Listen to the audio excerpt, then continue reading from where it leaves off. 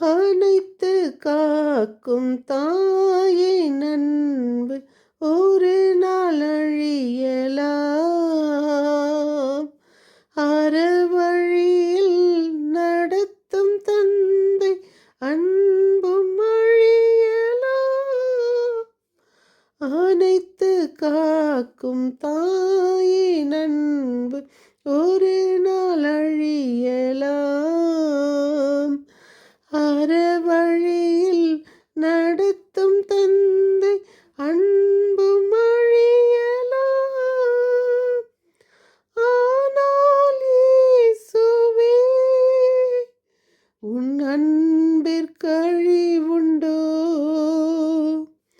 ஆனால் இயேசுவே உன் அன்பிற்கழிவுண்டோ? என் இனிய தெய்வமே, என்னில் எழுந்து வா.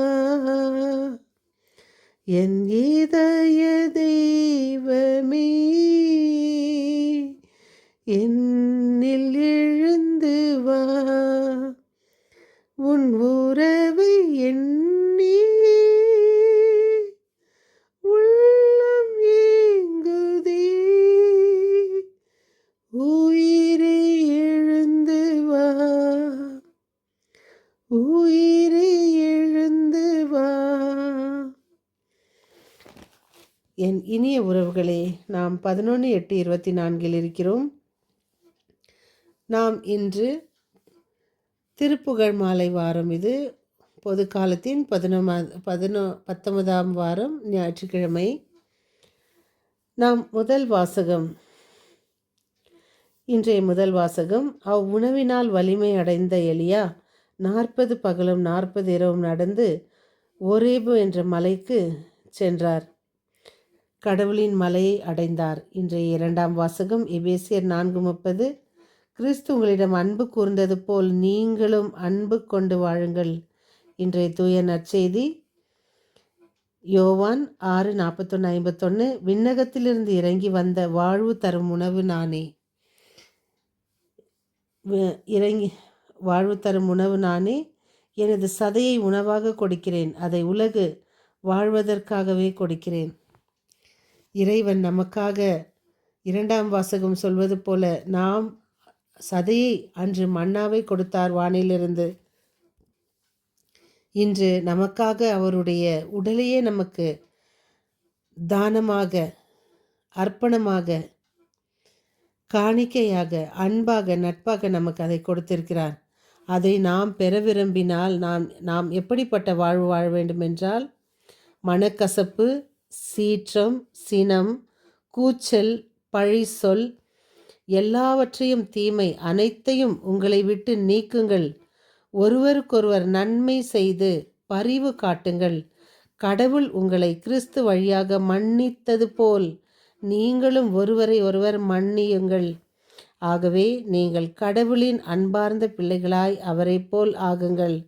கிறிஸ்து உங்களுக்காக தம்மை நறுமணம் வீசும் பலியும் காணிக்கையுமாக கடவுளிடம் ஒப்படைத்து உங்களிடம் அன்பு கூர்ந்தது போல் நீங்களும் அன்பு கொண்டு வாழுங்கள். என் இனிய உறவுகளே, நாம் இன்று எத்தனை மனக்கசப்பு, எத்தனை சீற்றம், ஏதாவது ஒருவர் நம்மிடம் கேட்டால் நாம் எப்படி எரிந்து விழுகிறோம். நம்மளுடைய கூச்சல், நான் ஒரு சகோதரியை சந்தித்தேன், அளவுக்கு மீறிய கூச்சல், அந்த பழி சொல், ஒருவர் மேல் ஒருவர், என்றோ நடந்தது, நேற்று நடந்தது போல் பேசுவது. தீமை அனைத்தையும் விட்டுவிடுங்கள். ஒருவருக்கொருவர் நன்மை செய்யுங்கள். முடிந்த அளவு தினம் நமக்காக இறைவன் இறங்கி வந்து, அவர் பாருங்கள், நேற்றைய முன்தினம் நம்மிடம் கேட்டது, நான் யார் என்று சொல்கிறீர்கள்? மனிதன் ஒருவனால் மட்டுமே சுய ஆய்வு செய்ய முடியும். சுய ஆய்வற்றவன் முழு மனிதன் அல்ல. அதனால் நம்மை சீற்றத்திலிருந்தும், மனக்கசப்பிலிருந்தும், சினத்திலிருந்தும் நம்மை வெளிக்கொணர்ந்து, நன்மை செய்து, பரிவு காட்டி, மன்னித்து, ஒருவரை போல் ஒருவரை நேசித்து, நறுமணம் வீசும் நல்ல பலியையும் இறைவனுடைய அந்த நல்ல அன்பையும் நாம் பெற இதோ நாம் நம்மையே அர்ப்பணிப்போம். எலியா அன்று 40 இரவும் 40 பகலும் இறைவனுக்காக நடந்தார். அவர் தன்னையே முழுமையாக அவர் ஜெபிக்கிறார், ஆண்டவரே எனக்கு போதும், நான் வாழ்ந்தது போதும், என் உயிரை எடுத்துக்கொள்ளும் என்று. என் மூதாதையரிடம் என்னை போகவிடும், நான் நல்லவன் அல்ல என்று ஆண்டவர் வானதூதரை அனுப்பி அவருக்கு சுட்ட அப்பம், அப்பொழுதுதான் சுட சுட அப்பமும் கோலை தண்ணீரும் கொடுத்து அவரை தேற்றுகிறார். 2ஆம் முறையும் அதே போல் அவரை தேற்றுகிறார். ஏன் நாம் வாழும் வாழ்க்கை இறைவனுக்கு உகந்ததான வாழ்க்கையாகவும் அவருக்கேற்ற வாழ்க்கையாகவும் இருக்க வேண்டும். ஏழை கெஞ்சி கேட்பார், செல்வரோ கடுக்கடுப்புடன் மறுமொழி கொடுப்பார். நீதிமொழிகள் சொல்வது போல் நாம் ஒருவருக்கு கொடுக்கும் பொழுது மனமுவந்து கொடுப்போம், நேர்மையாக கொடுப்போம், மகிழ்ச்சியோடு கொடுப்போம். நம்மை அன்னை மரியாதை போல் நம்மை தாழ்த்துவோம். நாம் இறைவனின் பின் செல்ல நம்மிடம் இருக்கும் எல்லா தீய சிந்தனை குணங்களையும் விட்டு ஒருவரை மன்னித்து அன்பு காட்டி இறைவனுக்கேற்ற பிள்ளைகளாக வாழ முயற்சி செய்வோம். மீண்டும் சந்திக்கும் வரை உங்கள் அன்பு தோழி.